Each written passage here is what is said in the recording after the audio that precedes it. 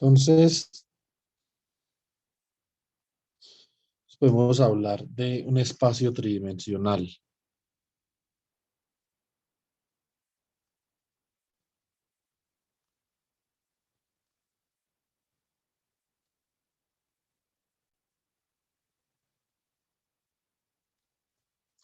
En el espacio tridimensional,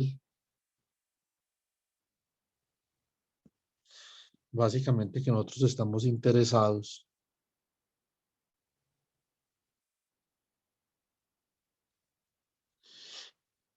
en definir un punto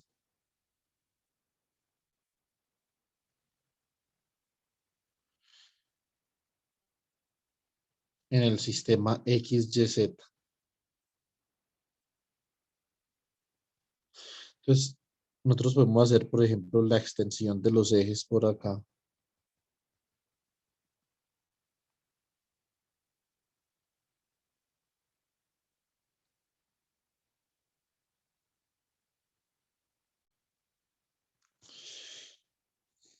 A ver, eso quedó como medio torcido por acá.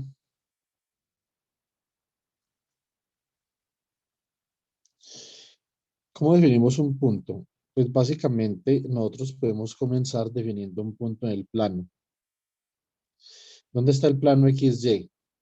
Pues obviamente este es el primer cuadrante del plano XY, ¿cierto? Porque en este cuadrante tanto X como Y son positivos.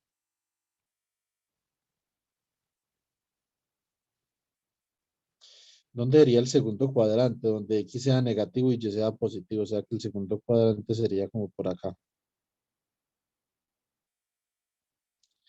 Este de acá sería el segundo cuadrante. Supongamos que esto todavía está como en el piso. O sea, nosotros no nos hemos elevado a ninguna altura en este momento. El tercer cuadrante sería donde X es negativo y Y también. O sea que sería como este por acá. Este acá sería el tercer cuadrante. Y donde X sea positivo y Y sea negativo, es realmente el cuarto cuadrante. O sea, como por acá. Esto es como el piso. Supongan que esto es el piso, el plano XY.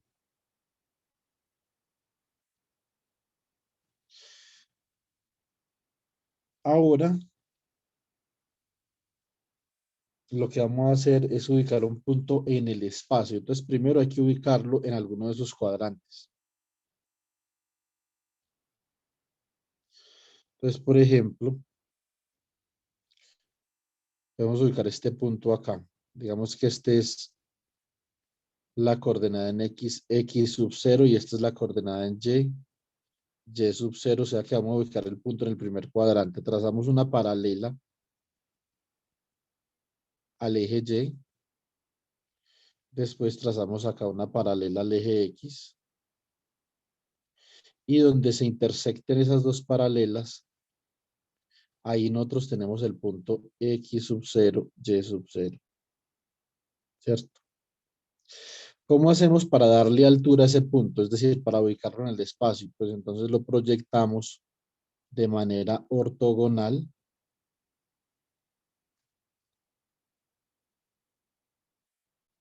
a una distancia z sub 0 del plano XY. O sea que este punto acá arriba es el punto X sub 0, Y sub 0, Z sub 0. Trazamos una línea que une el origen y el punto y la proyectamos en el espacio para nosotros poder determinar dónde queda Z sub 0. Entonces, esta es la forma de ubicar un punto en el espacio. Ahora, los puntos en el espacio ahora ya no están en un cuadrante, como ustedes pueden ver. Este punto que está en el primer cuadrante se puede proyectar de dos formas en el espacio. No solamente se puede proyectar hacia arriba, también se puede proyectar hacia abajo, ¿cierto? Entonces vamos a hacer eso.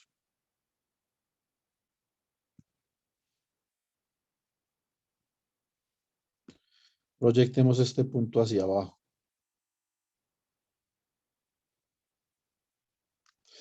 Vamos a proyectar este punto por acá, por ejemplo, a una misma distancia. Entonces este punto aquí abajo sería x0, y0, menos z sub 0, porque lo proyectamos en dirección z negativa.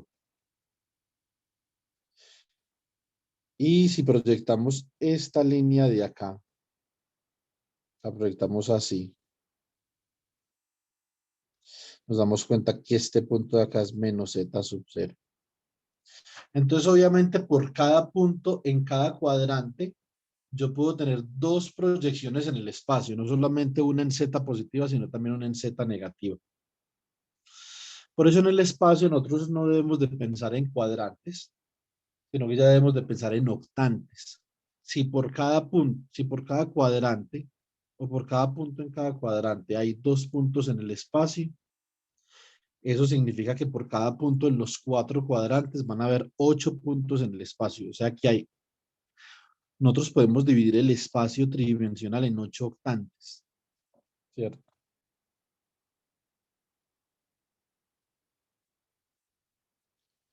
Entonces podemos graficar los octantes acá abajito.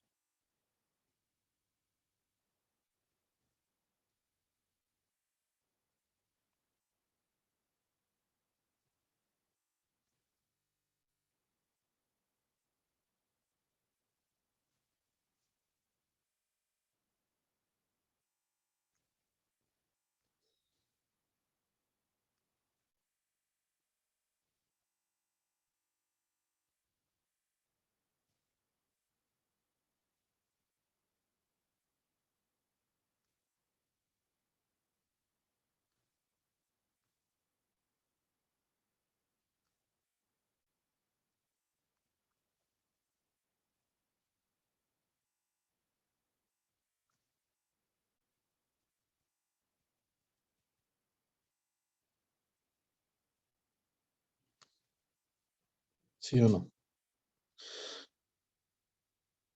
¿Cómo podemos dibujar los octantes acá? Esto no es tan fácil porque como estamos dibujando en perspectiva y yo no soy tan bueno para dibujar, pero básicamente yo ubico un cuadrante en el plano XY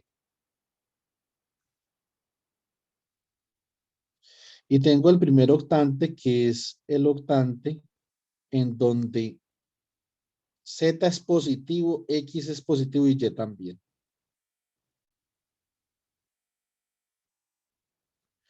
Entonces básicamente esta gráfica que yo tengo acá representa el primer octante.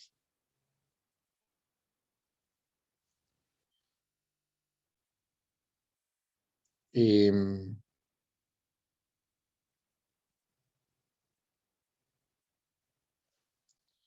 Ese es el primer octante. En ese cubo que yo tengo ahí, todos los puntos que estén dentro de ese cubito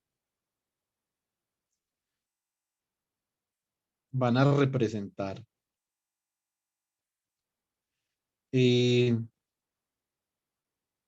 representan puntos con X, Y, Z positivos. Como ustedes pueden observar,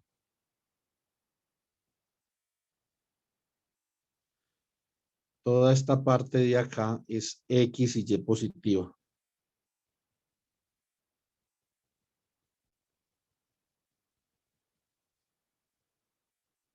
¿cierto? Y este cubito solo está definido para Z positivo. El segundo octante es un octante donde X es negativo, más sin embargo Y y Z son positivos. Entonces,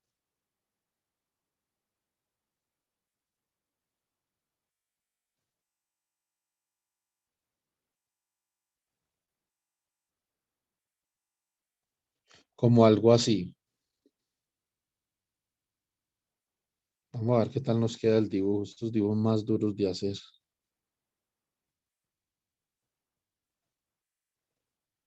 ¿Cierto? Entonces ahora tenemos que proyectar. A ver, este lo proyectamos así.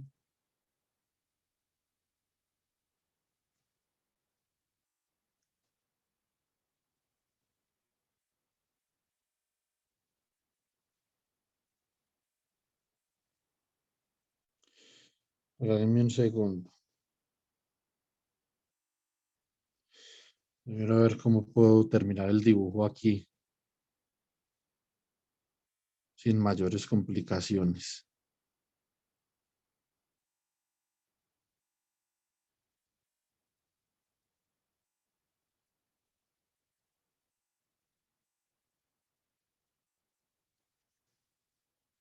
A ver, esta es esta cara, esta primer carita del cubo.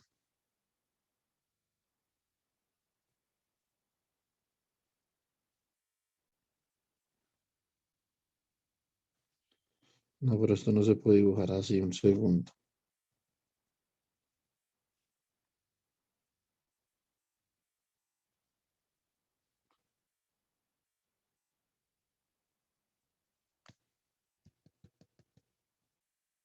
A ver,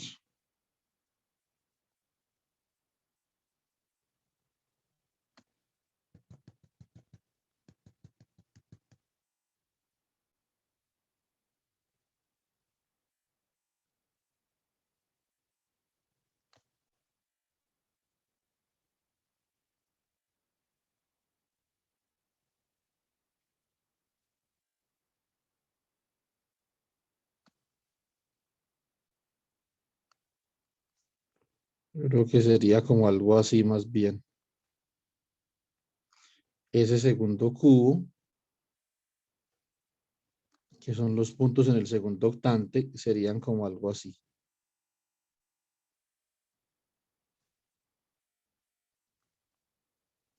Y los puntos, entonces, en el primer octante, si los repintamos, serían como algo así. Este sería el primer octante.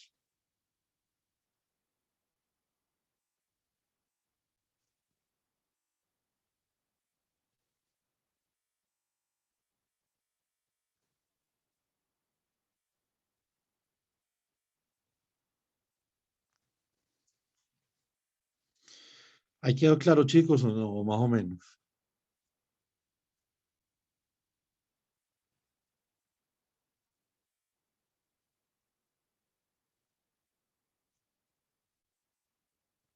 ¿Qué opinan?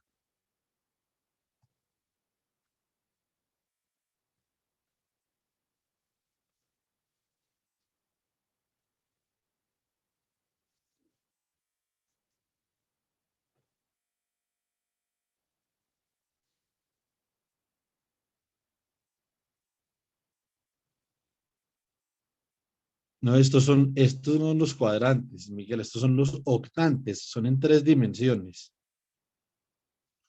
Octantes.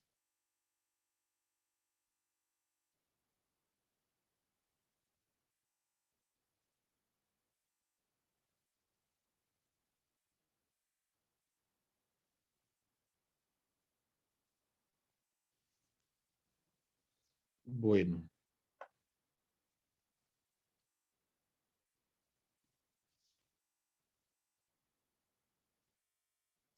si los cuadrantes son en 2 dimensiones, acá estamos hablando en 3. Vamos por el otro octante, que es cuando X y Y son negativos, pero Z es positivo.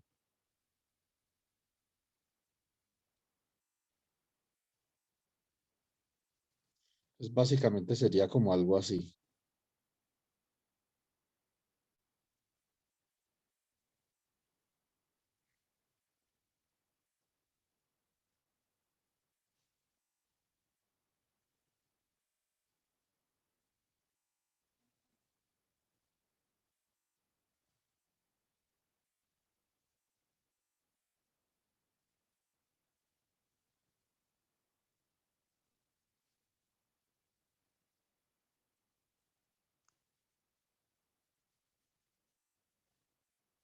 Un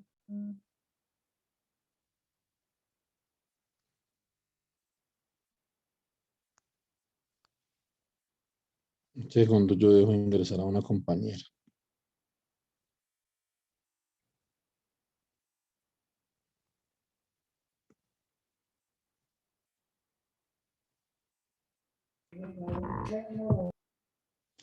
Entonces, proyectamos esta línea por acá, ¿sí? Que se intersecta con esta otra de acá y esta de acá. Entonces acá ya queda el cubito que está en el tercer octante, ¿cierto?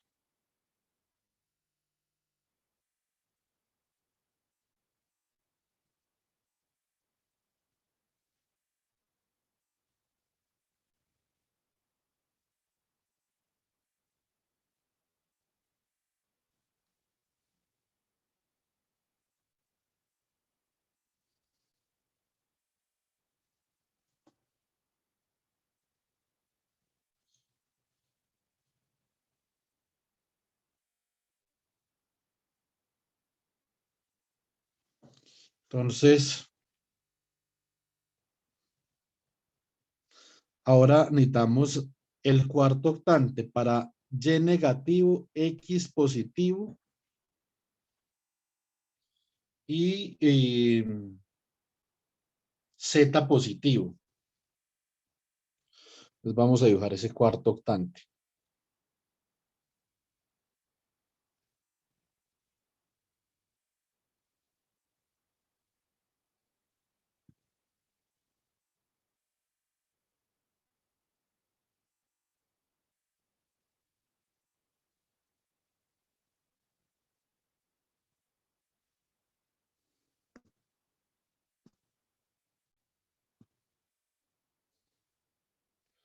¿Cómo sería el cuarto octante? Sería como algo así.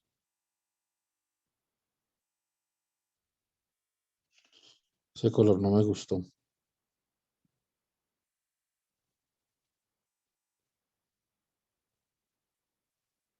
ver si está mejor.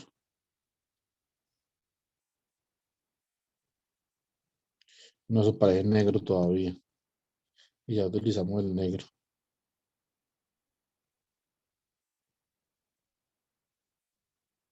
Le hicimos este por acá, más bien.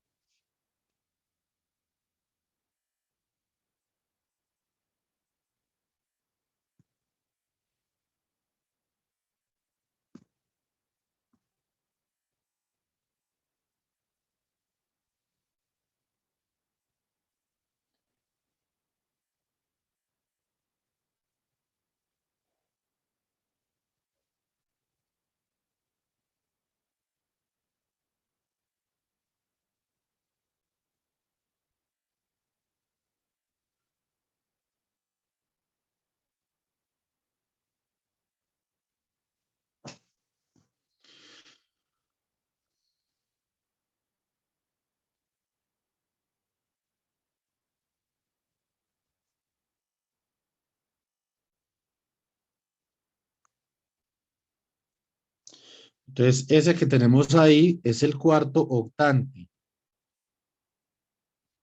Ahora, si nosotros hacemos lo mismo, pero para Z negativo, vamos a obtener el quinto, sexto, séptimo y octavo octante. Entonces, por ejemplo, el quinto octante, simplemente dibujemos el quinto octante. El quinto octante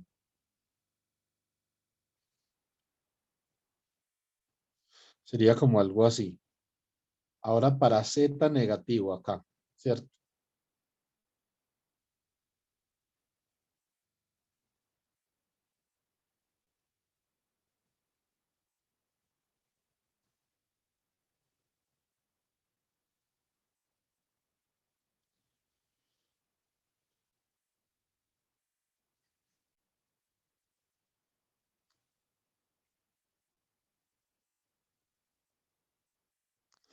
Este acá sería el quinto octante, así como yo lo estoy dibujando por acá.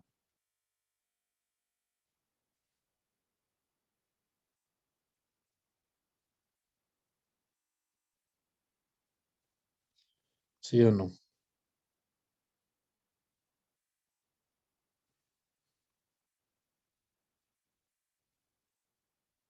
donde Z es negativo acá en este quinto octante, obviamente.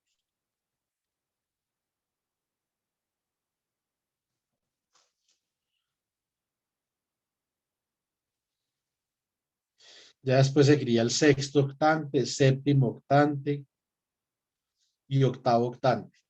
O sea, el espacio tridimensional se divide en 8 octantes, así como el espacio bidimensional se divide en 4 cuadrantes.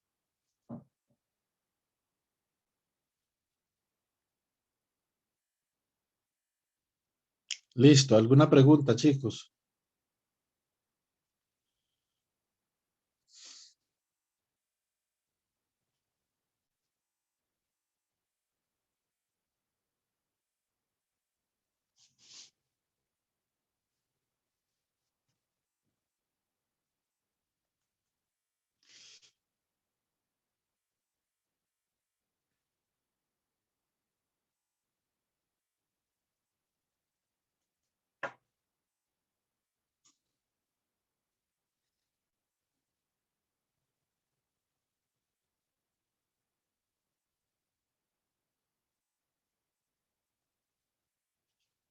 Javier Alejandro, ¿usted todavía está ahí o está dormido? Presente, profe, acá estoy. Ah, que Camila y Miguel sí, creo que ya se dieron por vencidos con el sueño.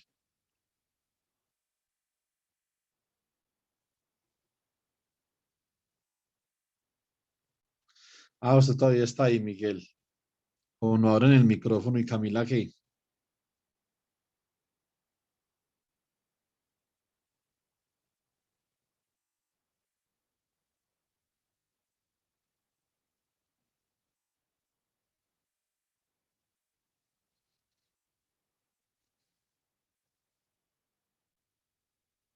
¿Y por qué no abre el micrófono, Camila?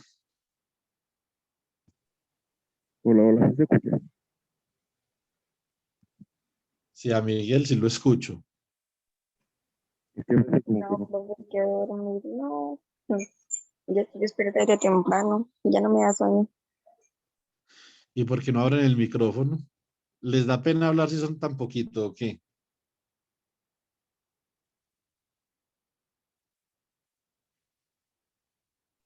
No, profe. Es que hace como que no me funciona el micro, entonces, pues, ahora está sirviendo. Milagro.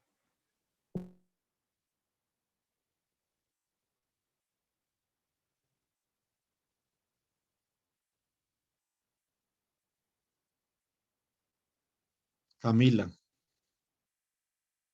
Señor, ¿por qué no abren el micrófono? ¿Les da pena hablar si son poquitos o qué?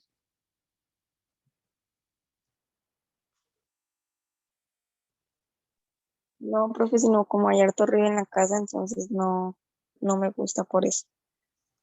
A esta hora. Sí, porque a esa hora se levanta mi mamá para irse a trabajar y mi hermano para también ponerse a estudiar en el colegio y eso.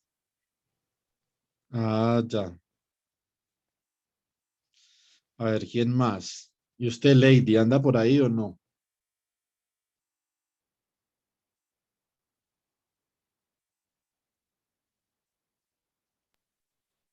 Sí, señor.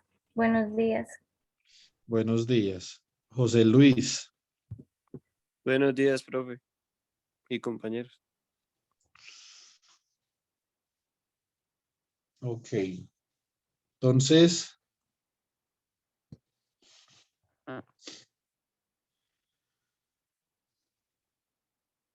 vamos a hacer ahora un ensayo. Vamos a hacer una actividad de covalidación sobre los cuadrantes. Voy a comenzar con, ahí está de primera en la lista Camila. Puntos, perdón, de los octantes. Puntos y octante. Yo le voy diciendo un punto, Camila, y usted me dice en qué octante está. ¿Listo? Bueno, profe,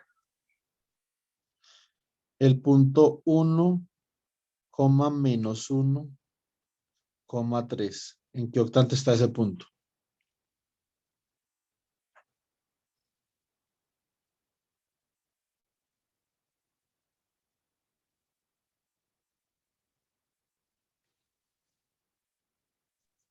En el 2. En el segundo octante. ¿Si está en el segundo octante, Camila, o no? Mire bien.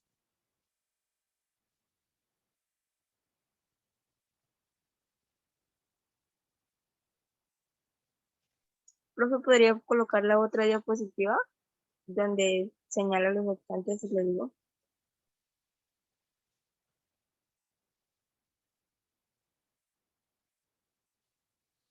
Y está primer octante, segundo octante, tercer octante, cuarto octante. Por acá está el quinto octante. El sexto queda abajo del segundo, el séptimo abajo del tercero, el octavo abajo del cuarto.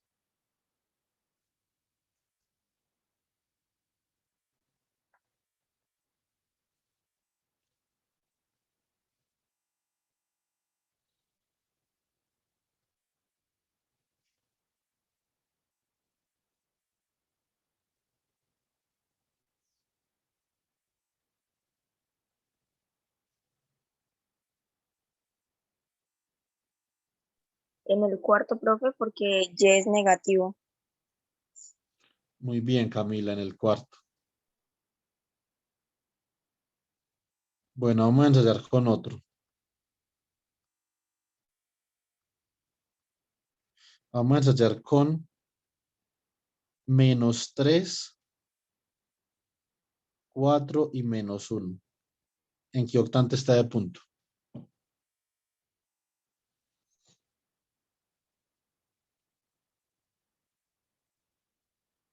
En el sexto. Está en el sexto, muy bien. Claro que muchas gracias, Camila.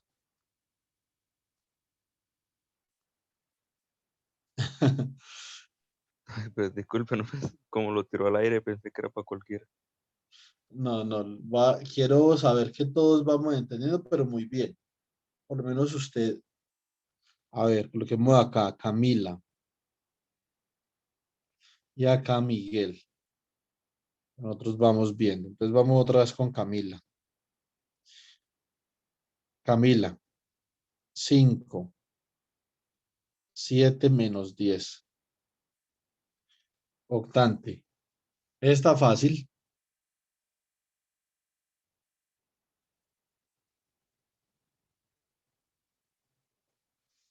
¿El 5, profe?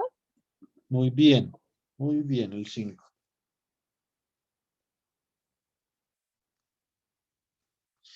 Quinto octante. Bueno, Camila, prueba superada. Listo.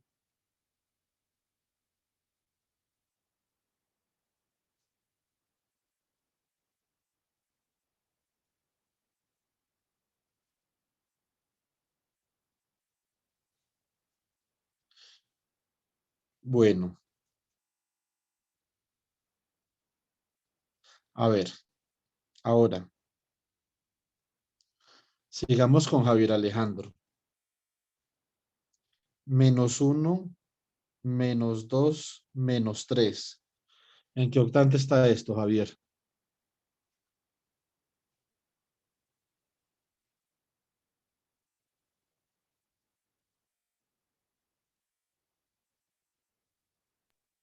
Profe, ¿puedo ver la, el gráfico? Sí.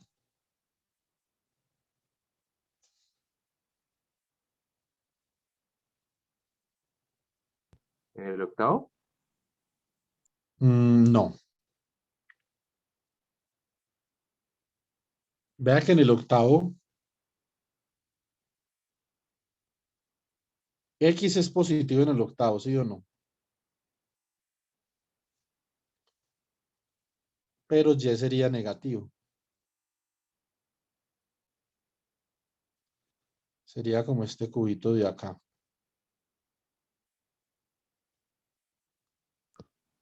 Y en este caso todos son negativos, ¿verdad? Sí, X sería positivo. O sea, digamos que ahí no cuadra.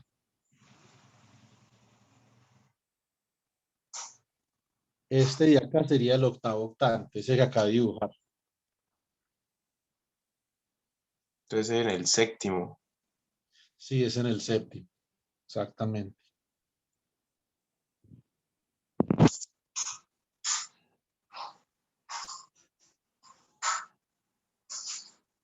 Y ahora este, Alejandro. 7 menos 2 menos 1.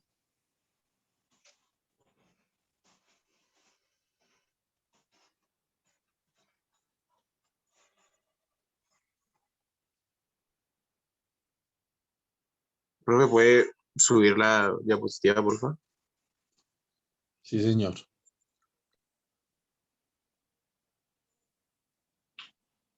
Ese sí es el octavo, ¿no? Ese sí es el octavo. Sí.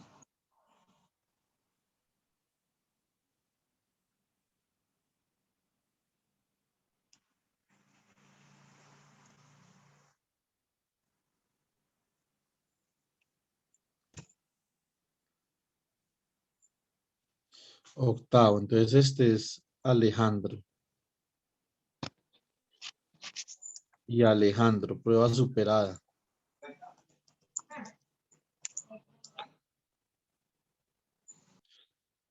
A ver.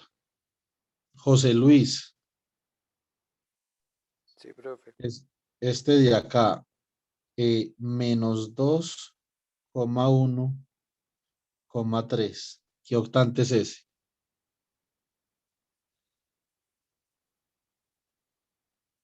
Segundo. Muy bien.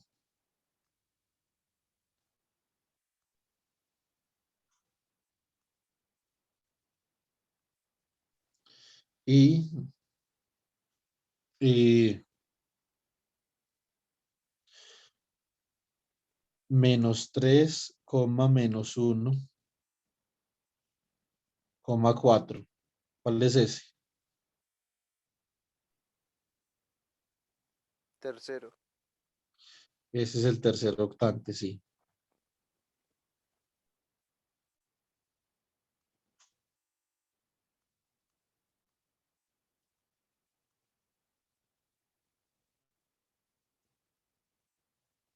Muy bien. Listo, Lady Daniela. Prueba superada, José Luis. Bueno.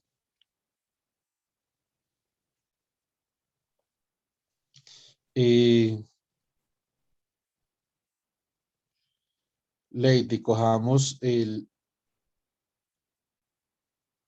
3 menos 5 menos 1.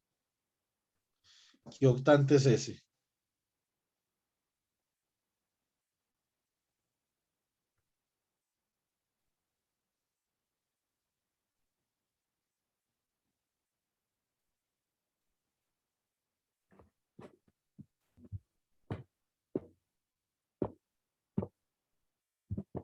El octavo, profe.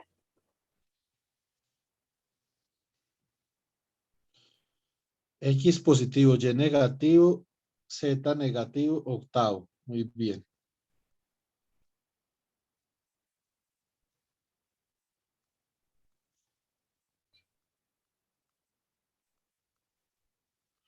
Y por ejemplo,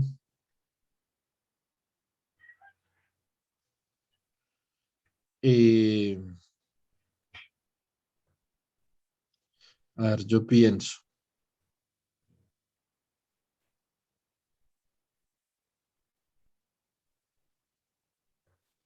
Este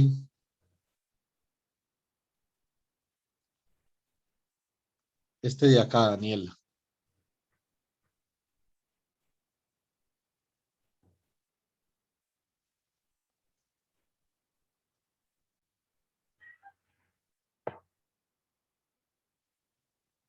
El quinto. Muy bien. El quinto.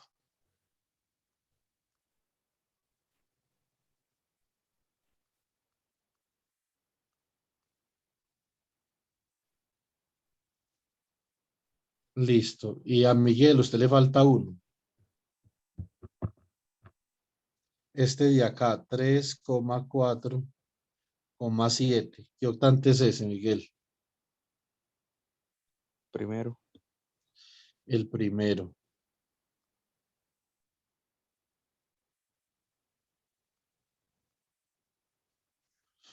Entonces, ahí nosotros ya por lo menos hemos identificado dónde están, en qué octante están los puntos. Por lo menos eso, ¿cierto? Entonces, eso es un buen comienzo para nosotros poder ubicarnos en el plano tridimensional, ¿sí o no? Bueno, muy bien.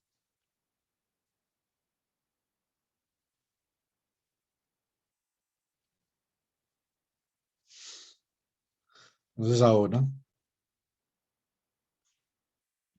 podemos proseguir con nuestro estudio en 3 dimensiones. Ahora, nosotros, cuando hablamos de puntos, nosotros podemos hablar de representaciones de puntos, ¿cierto? Entonces, cuando nosotros, por ejemplo, hablamos de coordenadas cartesianas, nosotros hablamos de una representación del punto. Un punto como tal no está en coordenadas cartesianas ni en coordenadas polares hasta que no lo representemos. En lo que viene del curso, las representaciones son muy importantes.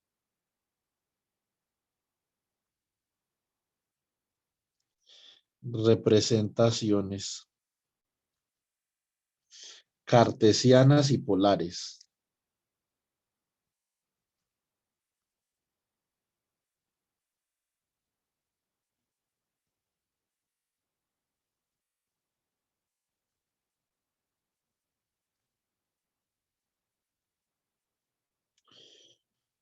A ver, un segundo.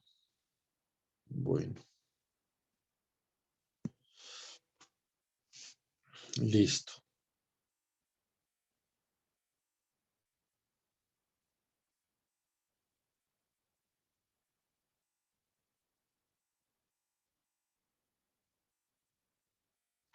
Muy bien.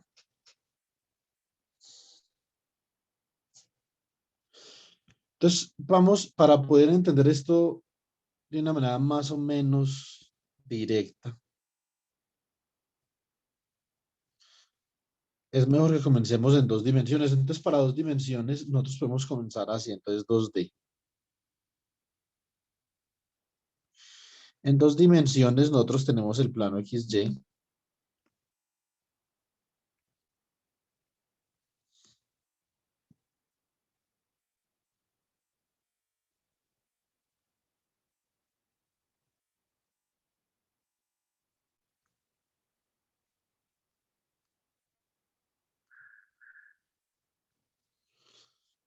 Y en el plano XY, entonces vamos a representar un punto en coordenadas cartesianas. Vamos a ver eso qué significa.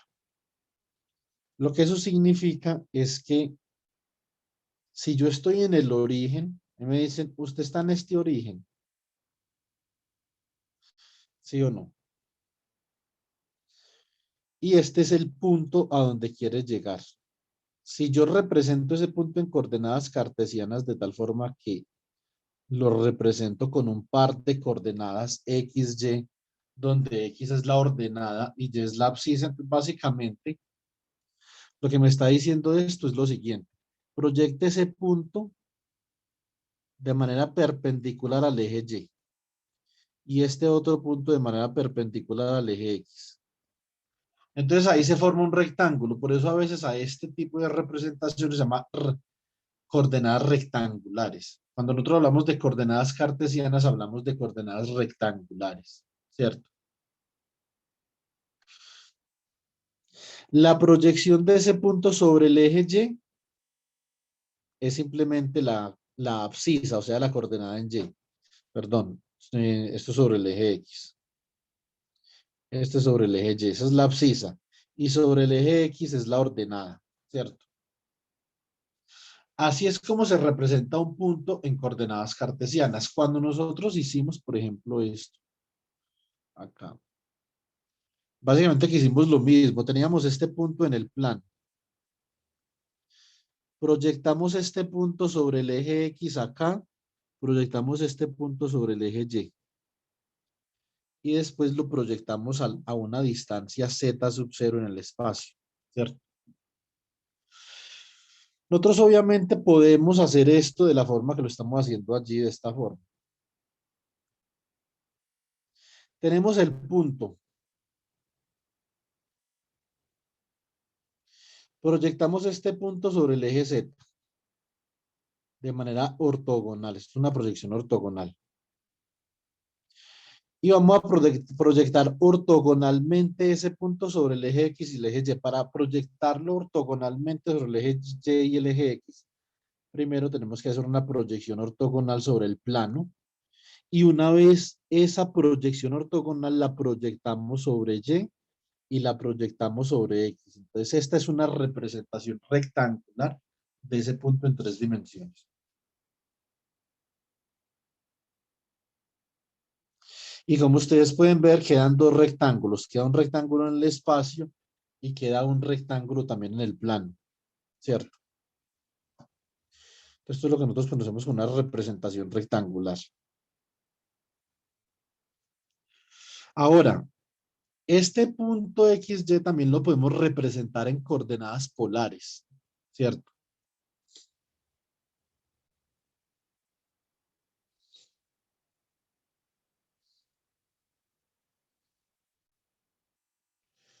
En coordenadas polares, yo ya no tengo una proyección rectangular sobre el eje X, sobre el eje Y, sino que tengo es una distancia del origen directa al punto.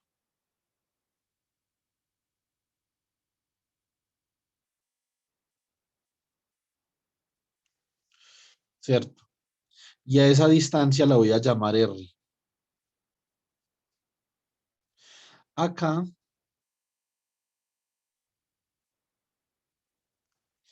tengo un ángulo teta.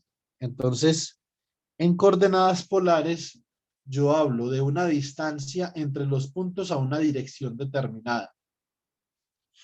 Y yo de esta forma puedo hallar una relación de transformación entre estas dos.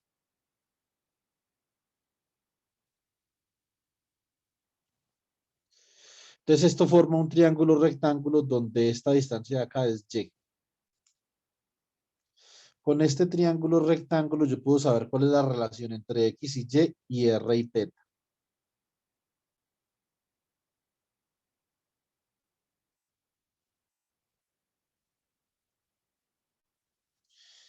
Por Pitágoras, yo sé que R al cuadrado es igual a X al cuadrado más Y al cuadrado. ¿Sí o no? Y yo sé que la tangente de teta es igual a Y sobre X. ¿Qué es esto que yo acabo de escribir acá? Esta es una forma de, si yo conozco X y Y, hallar R y teta. Esto es para yo pasar de coordenadas X, Y a coordenadas R, teta. O sea, pasar de coordenadas cartesianas a coordenadas polares.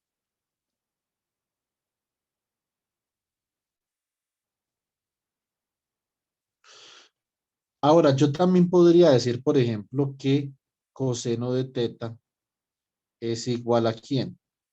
A X sobre R. Y que seno de teta es igual a Y sobre R, ¿cierto?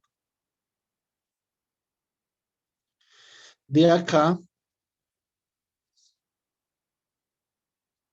yo puedo decir que X es igual a R cos teta y que Y es igual a R sin teta.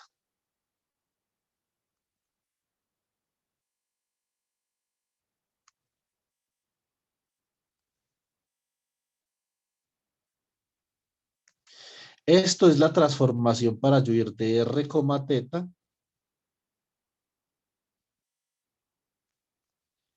a X, Y. O sea que conociendo las coordenadas polares, yo puedo hallar acá las coordenadas cartesianas.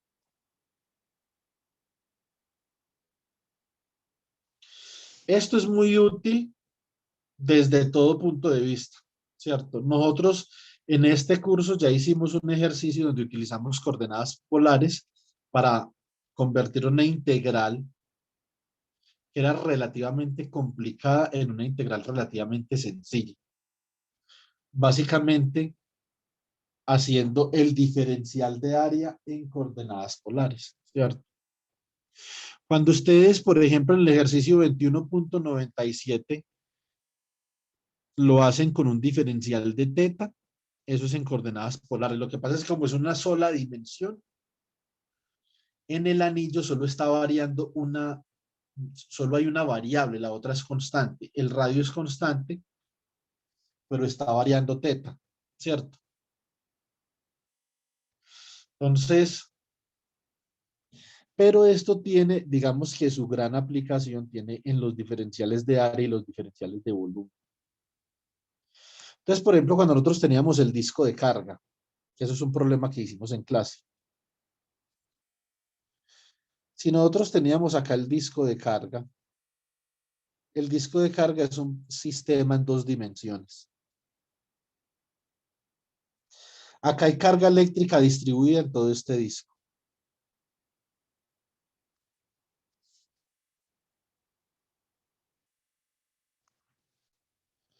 Entonces nosotros, por ejemplo, podemos escoger un anillo dentro de este disco. Un anillo de dimensiones muy finas porque obviamente es un anillo. Esa es la definición de anillo.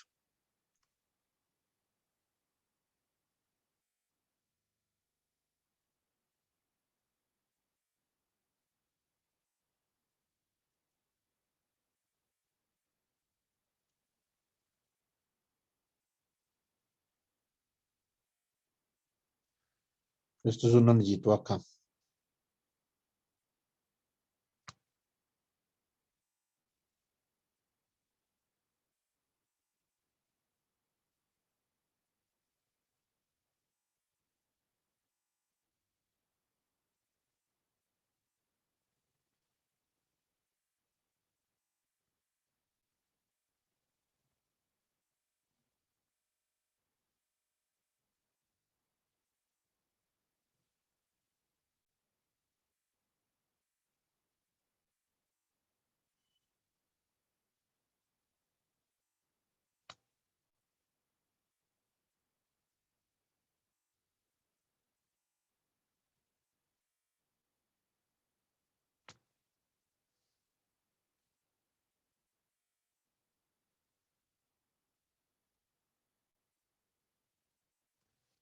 ¿Sí o no?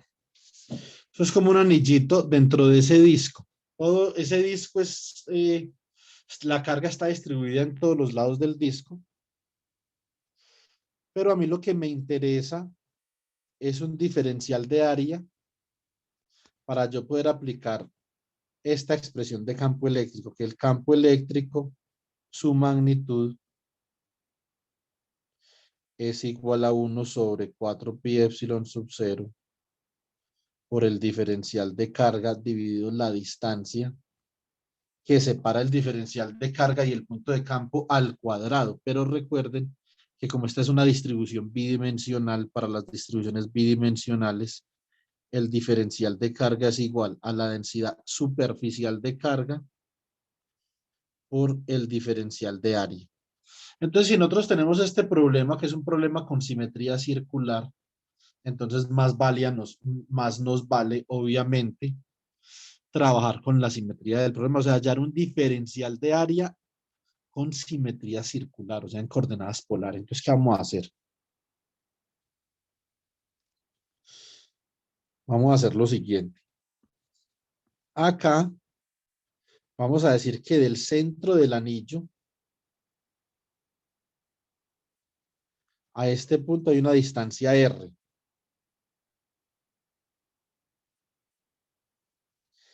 y voy a escoger esta sección de acá, de este anillo.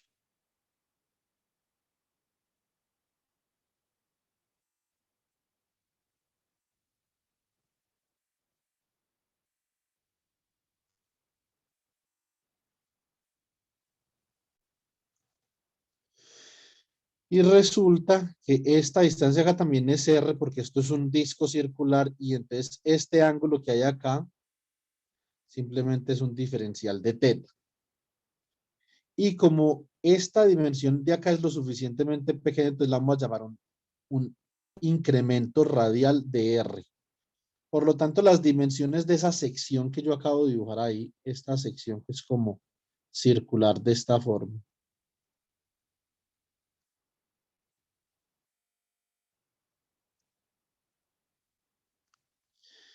Esto acá es un diferencial de longitud de arco que es igual al radio que sostiene el arco por el ángulo. Y este de acá, esta dimensión de acá es un diferencial de R. O sea que el área de este pequeño rectángulo diferencial, que es un diferencial de área, simplemente es R de R por d teta. ¿Cierto?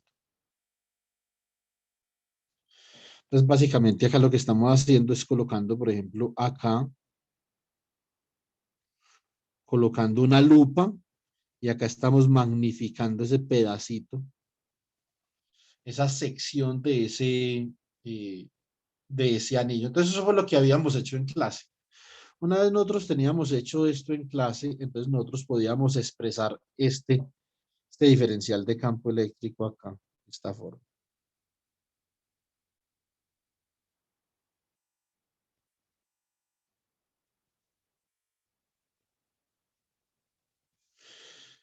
Esto acá es sigma por R por dr por d teta sobre una distancia acá.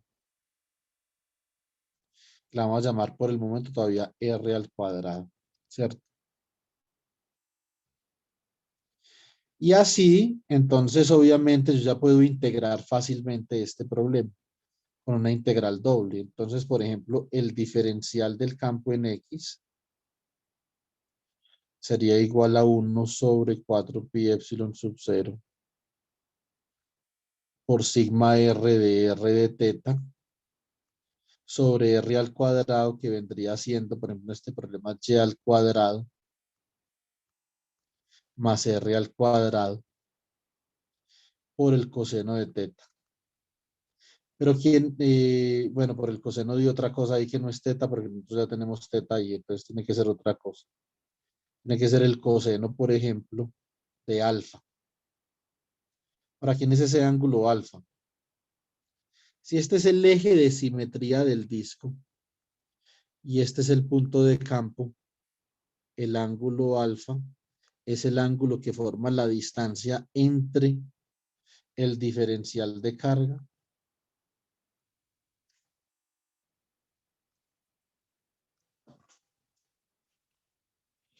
el ángulo, perdón, que forma la línea que une el diferencial de carga y el punto de campo y el eje de simetría del disco, ¿cierto?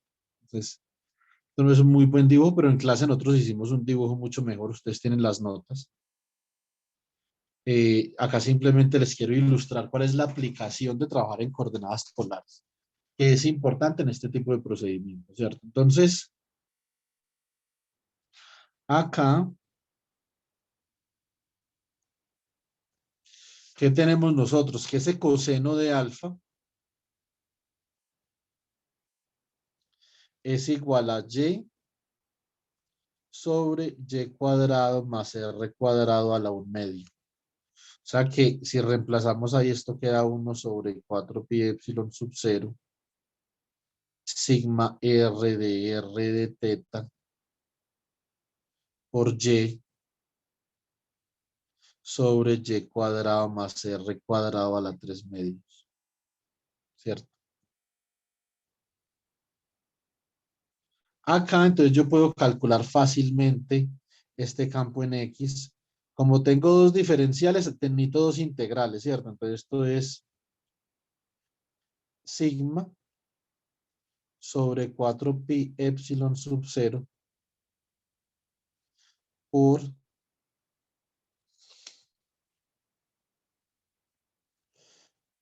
la integral sobre d teta entre 0 y 2pi por la integral entre 0 y el radio del disco, que digamos que es A. Bueno, realmente Y también es una constante. Esto queda R de R, ¿cierto? Sobre Y cuadrado más R cuadrado a la 3 medios. Y entonces así nosotros ya podemos formular el problema de campo en términos de las integrales. ¿Cómo lo hace el libro? El libro, digamos que se salta un poquito el uso de las coordenadas polares. Y entonces el libro básicamente dice lo siguiente. El área del disco es igual a pi r al cuadrado. Por lo tanto, si yo saco la derivada del área con respecto al radio, esto me da ¿qué? Me da 2pi por r. De acá yo puedo obtener que el diferencial de área es simplemente 2pi r por dr. Esto no está mal. ¿Por qué? Porque esta integral de acá sobre d teta, esta integral da 2pi. Entonces ahí quedaría exactamente lo que nosotros tenemos acá. Lo que pasa es que acá, en este procedimiento de libro, ellos están obviando el uso de coordenadas polares. Y ya para la parte de la ley de Gauss, nosotros ya no podemos obviar el uso de coordenadas polares. Es muy importante, sobre todo en 3 dimensiones. Necesitamos coordenadas polares en 3 dimensiones para poder ejecutar algunos procedimientos del capítulo 21, ¿cierto? El capítulo 22. Entonces,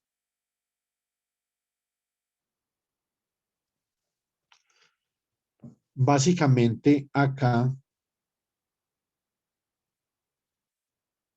lo que tenemos es que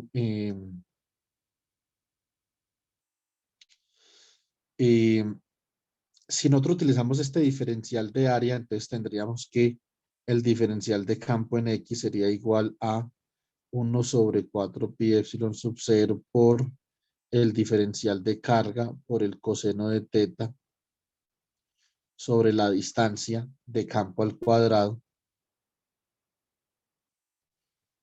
Y esto sería igual a 1 sobre 4 pi epsilon sub 0. El de Q sería entonces sigma por 2pi por R por dr si reemplazamos esto acá. Sigma por diferencial de área. Recuerden que dq es sigma por diferencial de área. Coseno de teta es y sobre la raíz de y cuadrado más r cuadrado minúscula. O sea que esto acá sería y, que es una constante, sobre y cuadrado más r cuadrado a la 3 medios.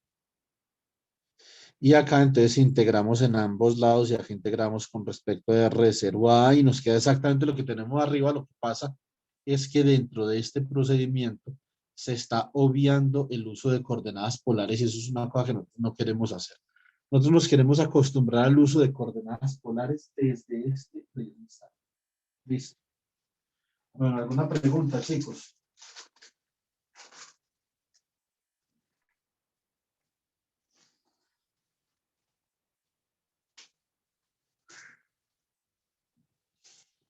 Preguntas.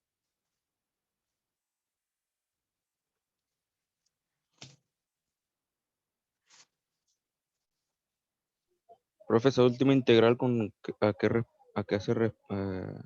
qué se integra respectivamente. Con respecto a R, ¿verdad? Que acá el diferencial es de R.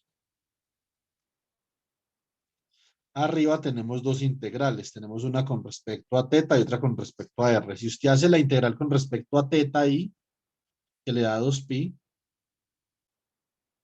le da exactamente lo que tenemos acá. Exacto.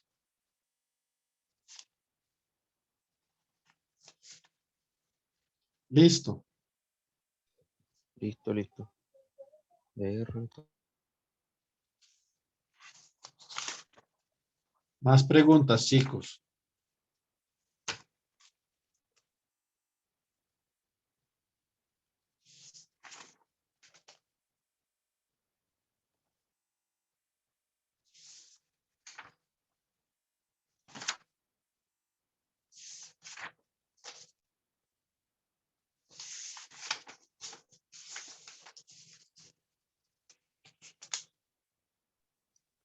Profe, el 3 medios es por definición el elevado. No, porque 3 medios, no, por definición no. Acá no hay nada por definición. A la Porque R al cuadrado,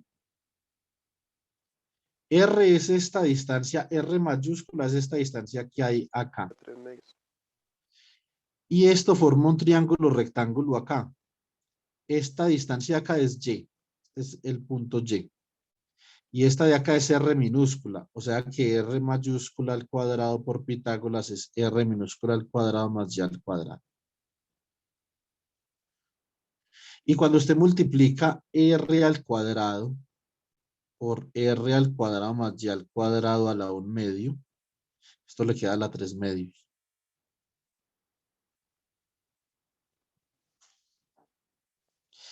Que esa de ahí viene este coseno. Viene el coseno de alfa que está por acá.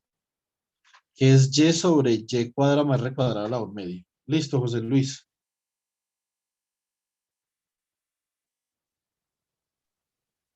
Sí, ahora sí. Bueno, entonces vamos a hacer algunas cosillas con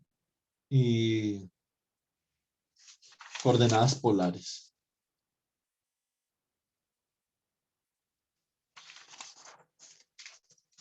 Bueno. Vamos a ver, por ejemplo, la ecuación de una circunferencia en coordenadas polares. Bueno, el resto, ¿alguna pregunta, chicos?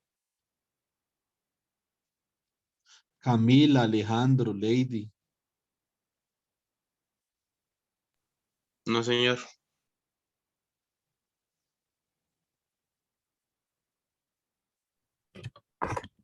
No, profe. No, profe. Bueno, ¿es que no están entendiendo nada o lo están entendiendo todo? ¿Cómo es la cosa?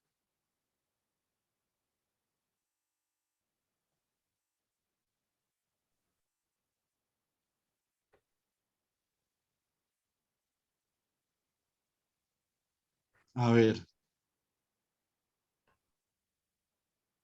Chicos.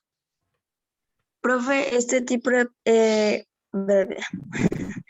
eh, casi siempre se usa como el mismo método para esas, digamos, cuando se tienen los anillos, Sí, ¿no? o sea, ese es un disquito, ¿cierto? Sí. Ese es un disquito y ese disquito, es lo que pasa es que como yo quería ilustrarlo de coordenadas polares, Camila, yo realmente, digamos que no lo hice como lo había hecho en clase el otro día, pero si usted, primero que todo, hagamos una cosa, vea. Usted debe de diferenciar entre el disco y el anillo en términos de su dimensionalidad. Vamos a dibujar acá un anillo. Y acá vamos a dibujar un disco.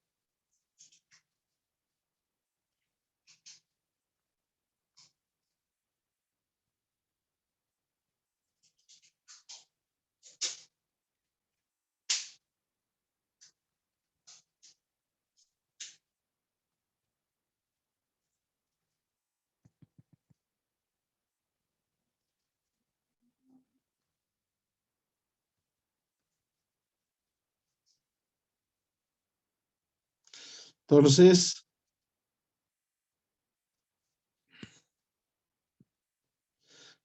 ¿qué es un anillo, Camila? Un anillo es un sistema que está en una dimensión por esta razón. Usted corta, por ejemplo, puede ensayar usted en su casa. Este es un experimento sencillo. Vea, usted coge con una tijera y corte una tirita muy delgada, Camila, supremamente delgada.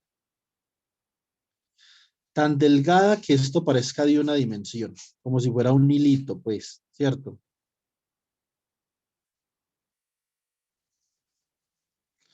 Y usted coja esa tirita y doble esa tirita en forma circular. Eso es un anillo. O sea que un sistema en una dimensión que usted tenía que era una tirita, ahora se le convirtió en un anillo. Y el anillo sigue siendo obviamente de una dimensión, ¿cierto? Entonces es muy delgado, supremamente delgadito.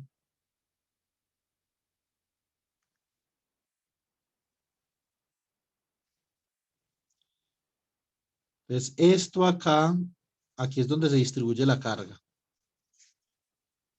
Y se distribuye de forma tal que esta dimensión es supremamente despreciable porque esto acá es muy pequeño. Por eso es que es una dimensión muy pequeño comparado con su longitud, que si no es despreciable.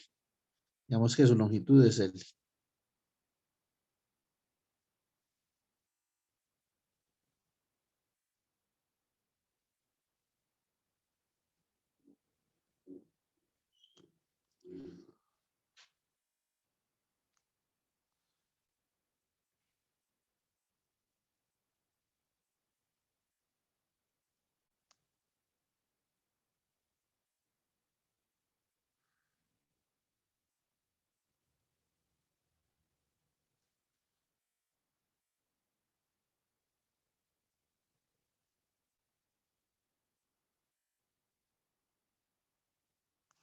Y acá en todo esto se distribuye carga de manera unidimensional. Esto es una dimensión.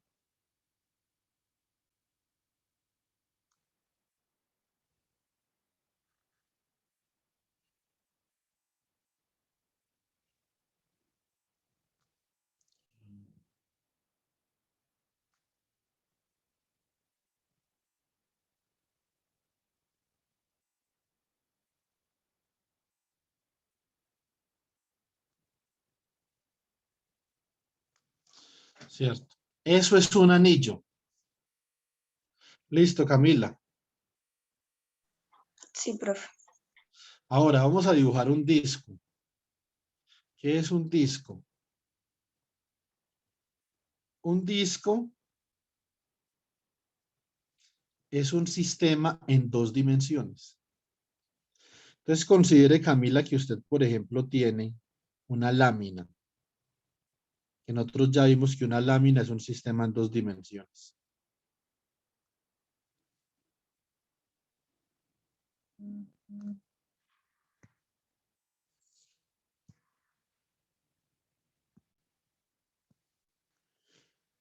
Entonces, esta lámina, vamos a hacer una cosa con esta lámina, Camila, póngale cuidado.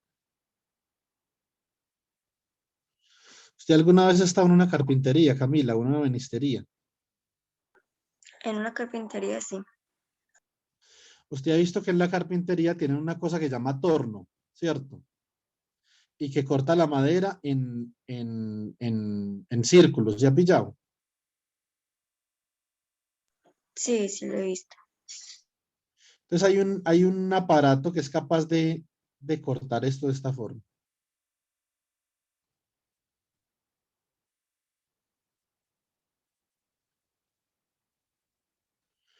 Digamos que yo tengo una lámina de madera, pues si hay un aparato que puede, que de la lámina de madera puede sacar un círculo. Entonces, obviamente, esto es en dos dimensiones, esto ya no es un anillo, porque todo esto acá está relleno, ¿cierto? En el anillo no, todo lo que hay adentro del anillo está hueco, ahí no hay nada. Eso obviamente, si uno tiene un anillo,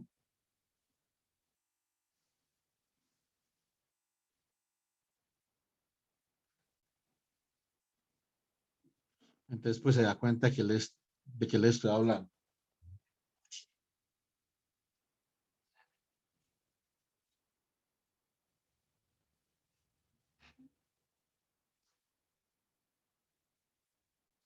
Entonces,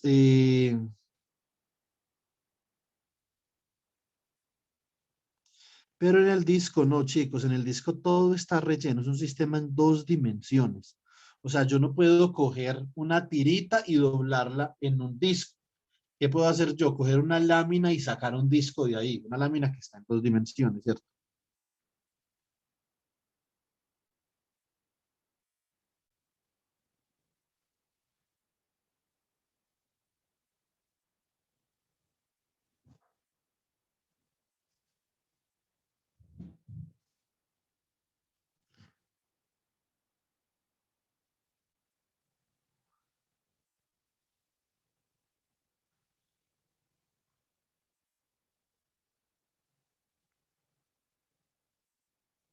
Entonces todo acá está relleno. Vamos a rellenar este disquito como para hacer conciencia de que esto es un sistema en 2 dimensiones. Ya la semana entrante, si seguimos en la normalidad académica, por ejemplo, podemos pensar en sistema en 3 dimensiones, ¿cierto? Entonces,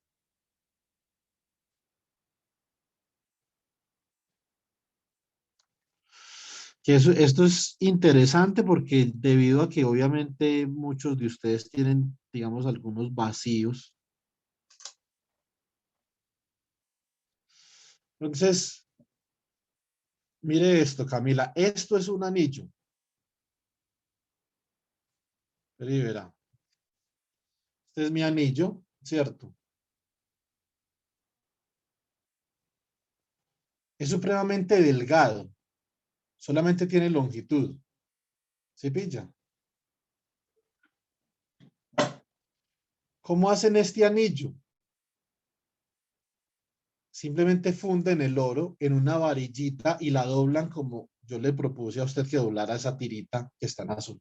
¿Sí me explico? Sí, sí, señor.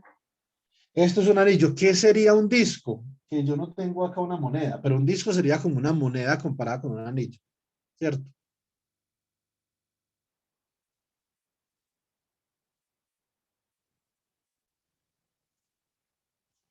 Entonces, ahora si nosotros vamos a dibujar el disco, dibujamos el disco.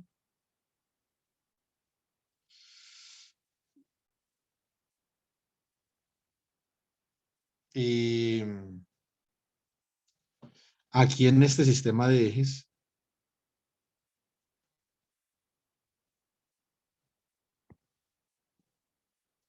Entonces es un sólido. Ya no es ese anillito que está hueco en la mitad, sino que esto es un sólido. O sea que esto tiene carga distribuida en toda su geometría por acá. Entonces, ¿cuál es el método? Primero que todo, en el sistema en una dimensión, la distribución, el diferencial de carga es igual a la distribución lineal de carga, lambda, por un diferencial, por ejemplo, de X o de longitud de arco o de lo que sea. Pero en este caso, Camila, el diferencial de carga es igual a la densidad superficial de carga, no lineal, sino superficial, por el diferencial de área. Entonces, siempre que nosotros tenemos un sistema en 2 dimensiones, debemos de poder determinar con precisión cuál es el diferencial de área, ¿cierto?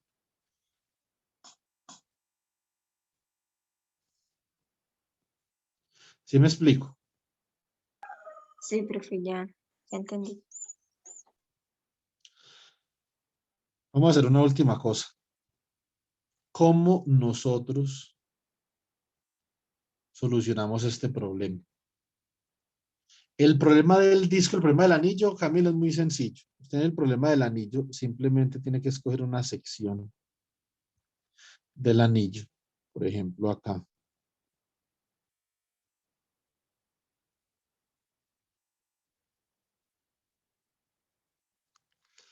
Con un diferencial de longitud de arco que simplemente es igual al radio del anillo, que es constante. por el ángulo que lo sustenta, que es un diferencial angular de teta, ¿cierto? Acá es un poco diferente. De aquí coge una sección del disco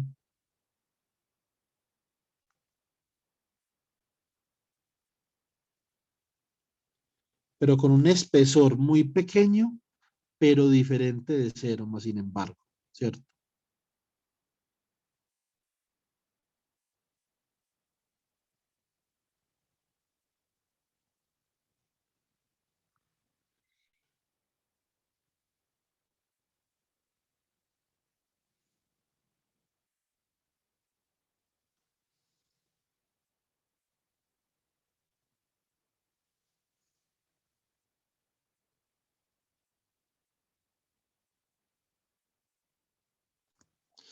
¿Sí o no? Y lo que usted hace ahí es esto. Usted escoge una sección de ese anillo, pero ahora un anillo que tiene un espesor diferente de cero. Escoge esta sección. Y de esa sección lo que tiene que saber para usted poder plantear el problema es obviamente el diferencial de carga.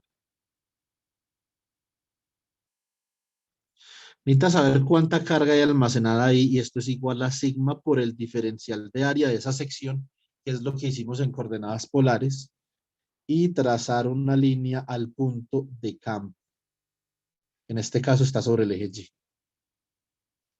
Y ver que eso forma un triángulo rectángulo acá, para poder hallar esa distancia usando el radio de ese anillo en negro y la distancia de campo, que en este caso simplemente es Y. Entonces, esta es la forma de plantear ese problema diferencial. Yo creo que eso quedó súper bien explicado, ¿no? Sí, profe. Sí, señor. Esa es la diferencia fundamental entre un anillo y un disco. Listo.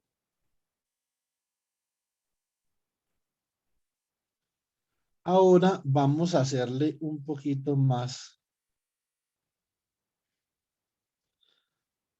a coordenadas polares.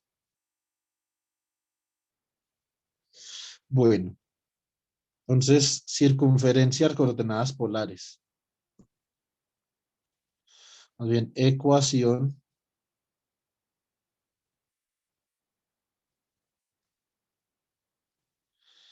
de la circunferencia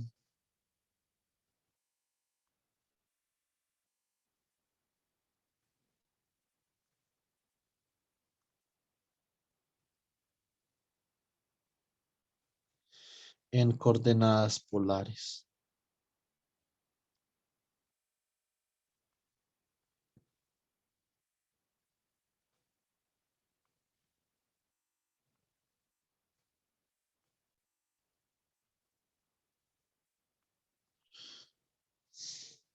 Muy bien. Vamos a comenzar con una cosa. Díganme una cosa, ¿cómo es la ecuación de la circunferencia en coordenadas cartesianas? ¿Quién me puede decir?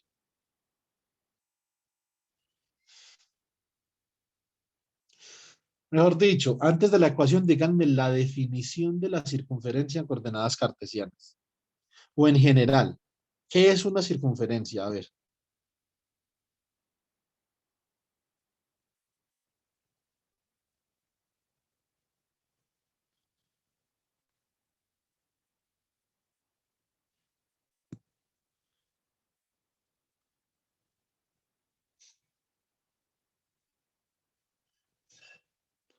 Escucho.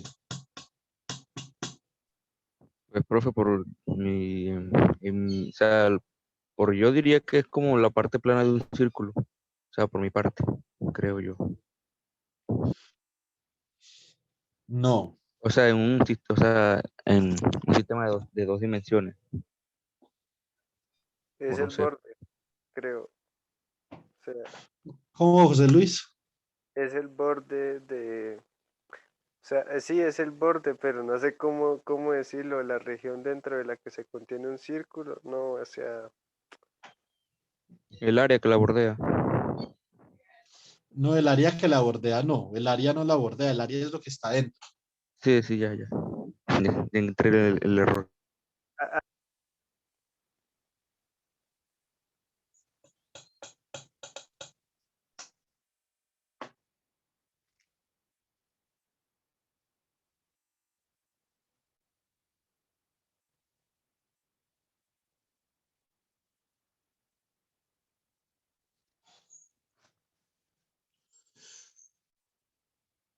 A ver, ¿quién más? Todavía no han dado. ¿Quién más?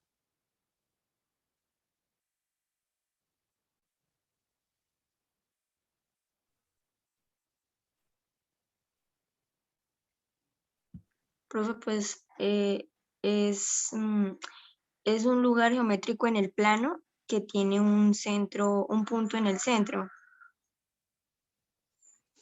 ¿Dónde buscó usted eso? No, no, es que nosotros en el colegio vimos harto circunferencia y también en cálculo diferencial. Bueno, pero muy bien, Camila. Por lo menos si buscó por ahí, sabía cómo buscar, que eso ya es mucho cuento, ¿sí o no?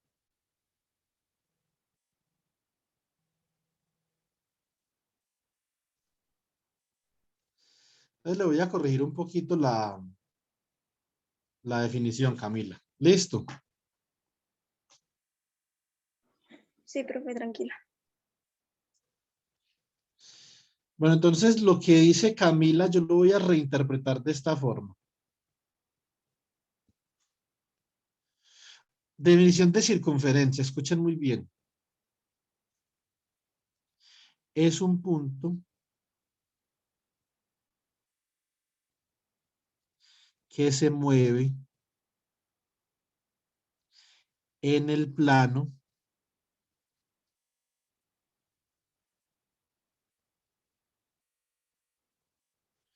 de forma tal que equidista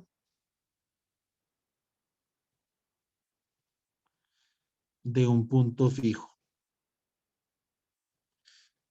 De un punto fijo llamado centro. Y a esta distancia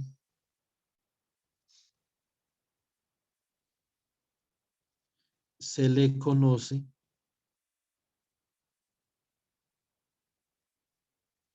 como radio. ¿Qué le parece esa definición, Camila? Muy completa. Pero es más o menos lo que usted quería decir, ¿o no? Sí, profe. Sí, pues del punto del centro a los bordes de la circunferencia es el radio. Exactamente. Pero esta es la definición formal de una circunferencia. Como ustedes saben, yo hice mi bachillerato en inglés, entonces yo no sabría cómo decir esto en español. No tengo ni idea. Ah, mentira, yo creo que sí. Espera un momentico. Este tipo de definición de una figura se llama lugar geométrico. Definición del lugar geométrico.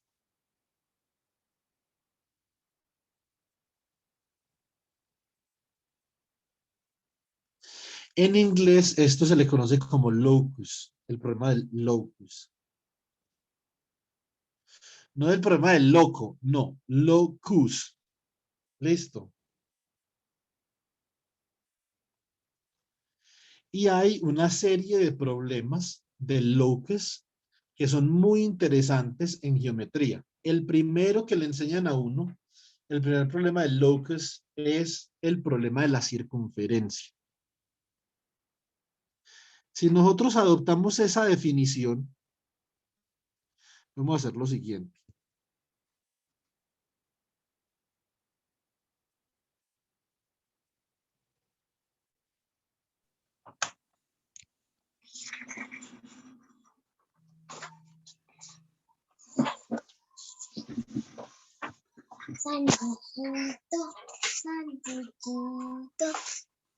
Ñe, Ñe, Ñe, Ñe, Ñe, Ñe, Ñe, Ñe.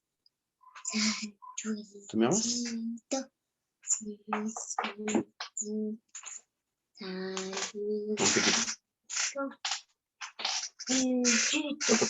Más. Entonces,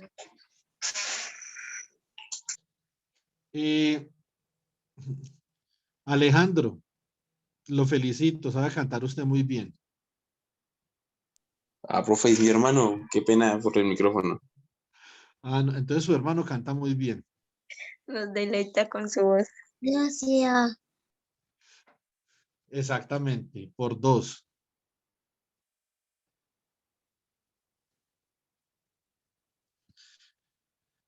Entonces, cuando yo digo que el problema del lugar geométrico mío es que existe un punto que voy a llamar el punto con coordenadas h, k.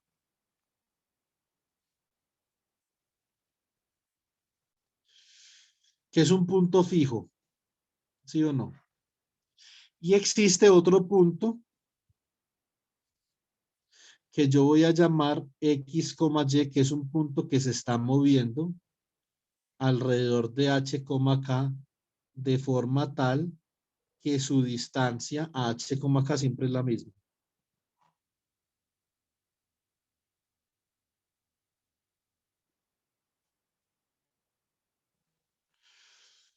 Entonces, ahora si yo quiero hallar la ecuación para esta circunferencia en coordenadas cartesianas, lo único que tengo que hacer es hallar la distancia entre estos dos puntos.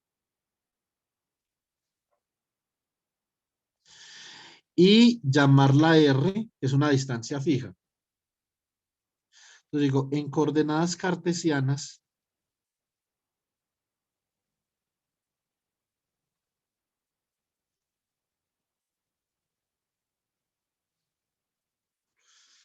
la distancia entre esos dos puntos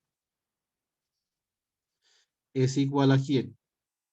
Al radio, y esto es igual a la raíz de, si utilizo la expresión para la distancia entre dos puntos, esto sería x menos h al cuadrado más y menos k al cuadrado. Si yo elevo esto al cuadrado,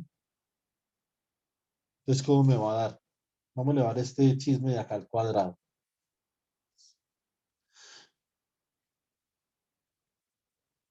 Si yo elevo esto al cuadrado, me queda que x menos h al cuadrado más y menos k al cuadrado es igual a r al cuadrado. Esto esencialmente no, esto es la ecuación de una circunferencia de radio r con centro en h, k en coordenadas cartesianas, ¿cierto? Ahora, vamos a mirar esta misma ecuación de acá. La vamos a analizar en coordenadas polares. Entonces, ¿cómo hacemos nosotros para esto en coordenadas polares? Necesitamos una coordenada polar para el centro y para el punto, ¿sí o no? Entonces lo vamos a hacer de esta forma. Para el centro, voy a definir una coordenada polar del centro. La puedo definir como un punto R sub 0, phi. Eso significa que esta distancia del origen al centro es R sub 0 y el ángulo es phi.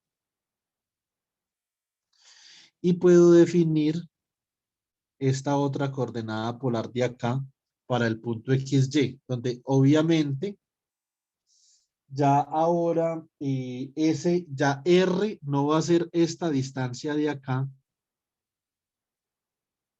sino que va a ser esta distancia de acá, lo va a llamar R, que es la distancia del origen al punto XY, y este ángulo de acá lo va a llamar teta, todo este ángulo.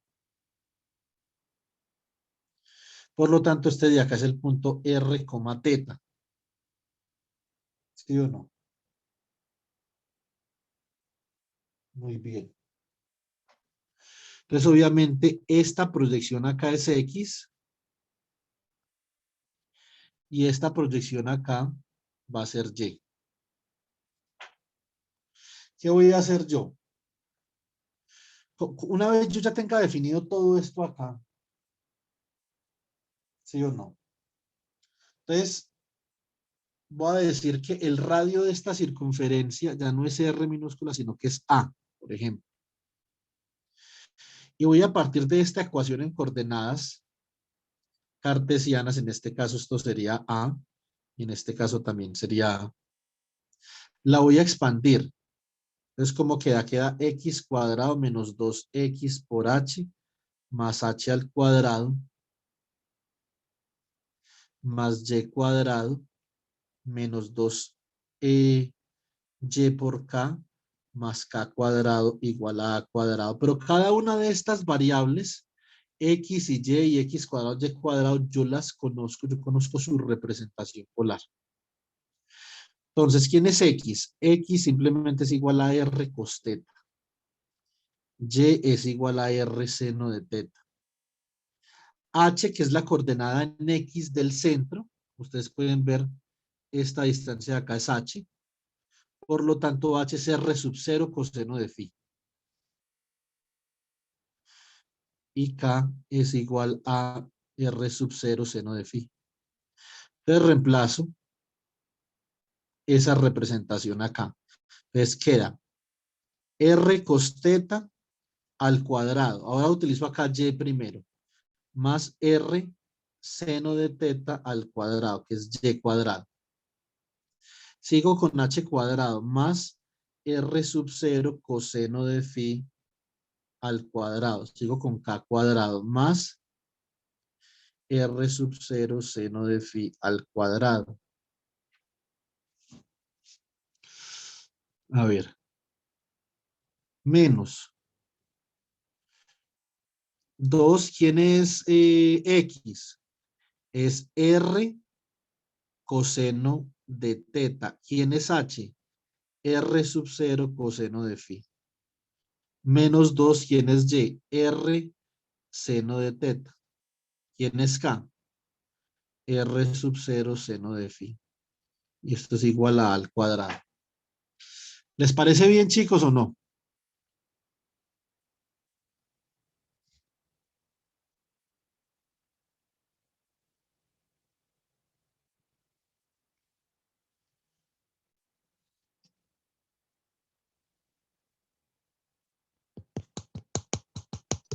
Sí, profe, sí está bien.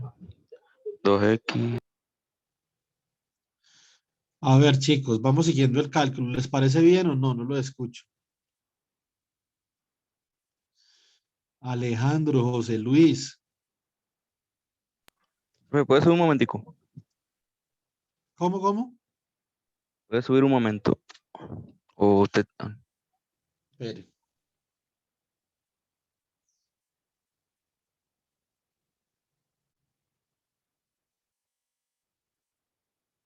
Listo, profe, ya. Puede bajar. Bueno, ¿el resto está bien o no? No lo escucho. ¿O no estamos siguiendo el cálculo?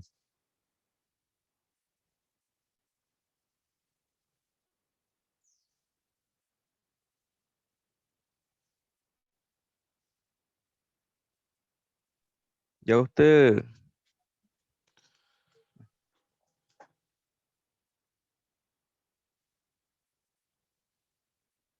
Chicos, ¿qué pasó con Sí, el profe, resto? está ¿No bien. están ahí?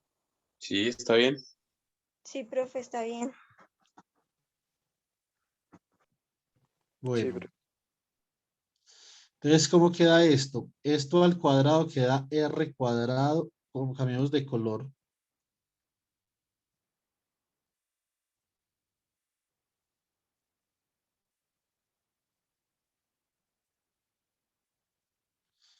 Más r cuadrado seno cuadrado de teta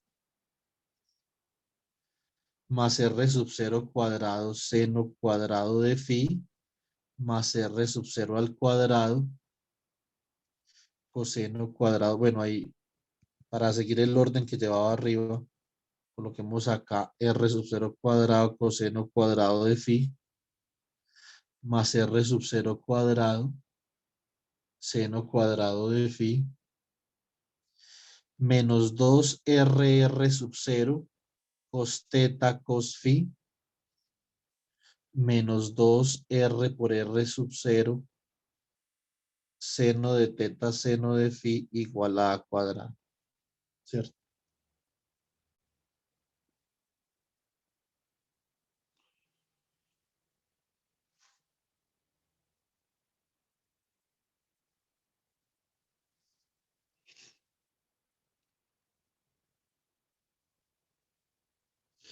Ahora vamos a factorizar algunas vueltas acá.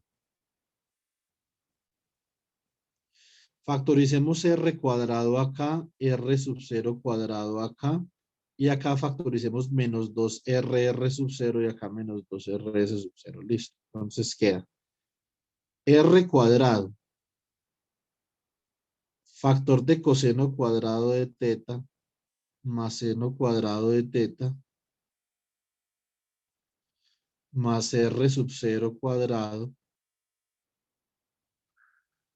coseno cuadrado de phi, más seno cuadrado de phi. Menos 2RR sub 0 por cos teta, cos phi,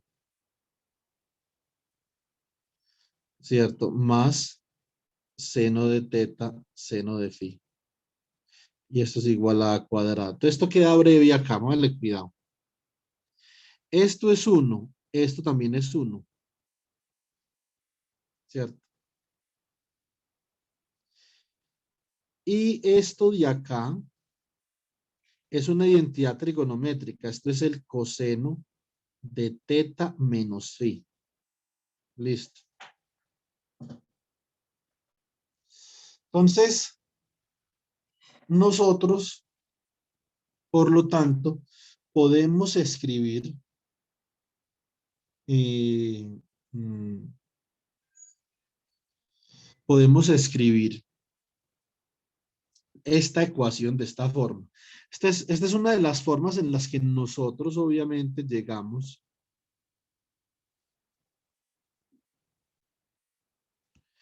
a expresar la ecuación de la circunferencia en coordenadas polares y queda así, queda R al cuadrado menos 2R por R sub 0, ¿cierto? Por el coseno de teta menos phi más R sub 0 al cuadrado igual a al cuadrado. Esta es la ecuación de la circunferencia en coordenadas polares, por ejemplo.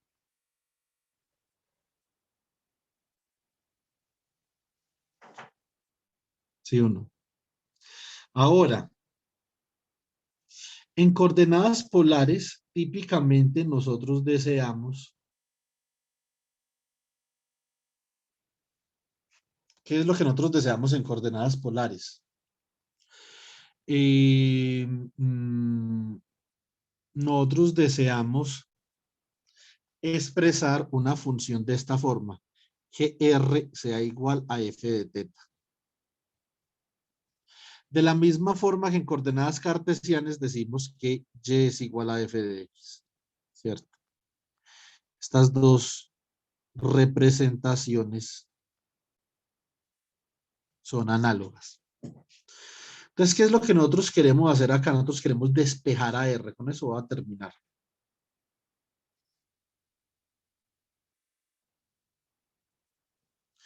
Para nosotros despejar a R, básicamente que escribimos entonces R cuadrado menos 2RR sub 0 coseno de teta menos phi más R sub 0 cuadrado igual a cuadrado. Completamos el cuadrado. O sea, dividimos esto por 2R lo elevamos al cuadrado, lo sumamos y lo restamos, ¿sí o no? O sea que esto queda como, queda r cuadrado menos 2r sub 0 coseno de teta menos phi más r sub 0 al cuadrado por coseno cuadrado de teta menos phi menos r sub 0 al cuadrado coseno cuadrado de teta menos phi menos r sub 0 al cuadrado igual a cuadrado. Esto de acá ahora ya es un cuadrado perfecto. Que ¿cómo queda? Queda r menos r sub 0 coseno de teta menos phi todo al cuadrado. De acá, perdón, esto es más r sub 0, factorizamos r sub 0 acá y nos queda más r sub 0 al cuadrado factor de 1 menos coseno cuadrado de teta menos phi igual a cuadrado, ¿cierto?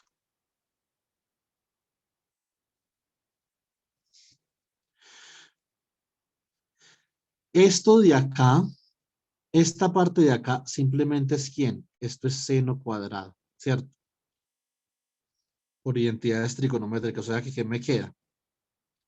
Me queda r menos r sub 0 coseno de teta menos phi al cuadrado más r sub 0 al cuadrado seno al cuadrado de teta menos phi igual a cuadrado. Paso esto para el otro lado. Me queda r menos r sub 0 coseno de teta menos phi al cuadrado igual a cuadrado menos r sub 0 al cuadrado seno cuadrado de teta menos phi.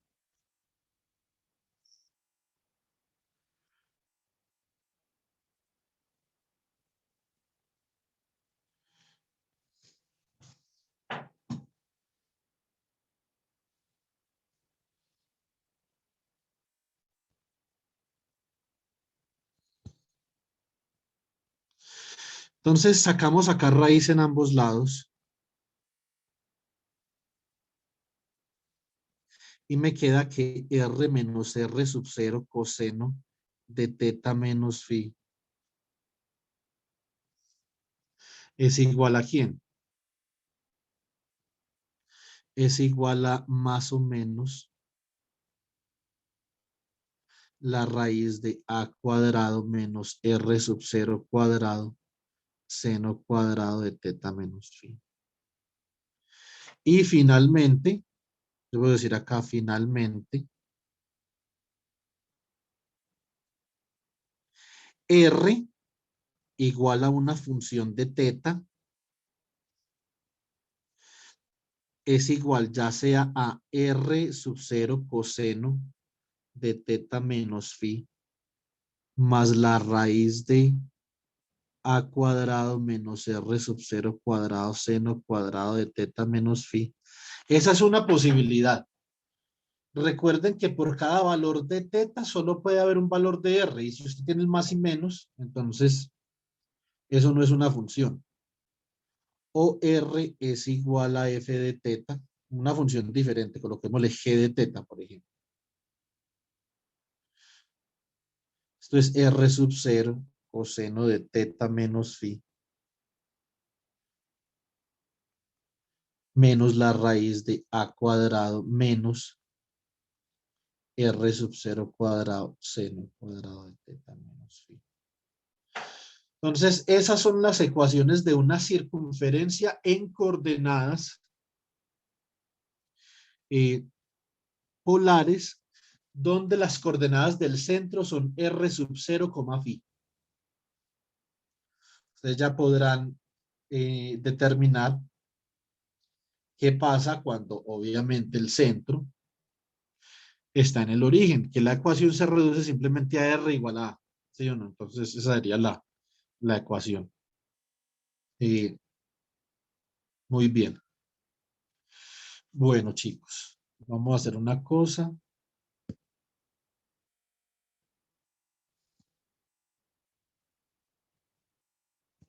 Vamos a exportar el documento como PDF.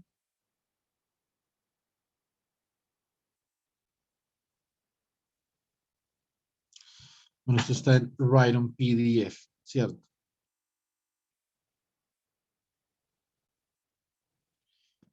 Repaso.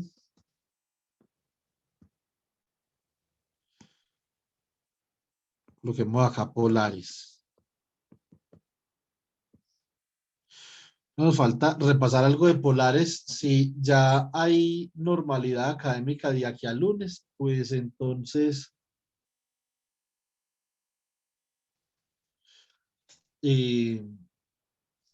no podemos terminar el repaso, pero en todo caso, de pronto en la sesión de refuerzo del lunes, si hay normalidad académica, podemos hacer algo. De aquí quienes están en la sesión de refuerzo.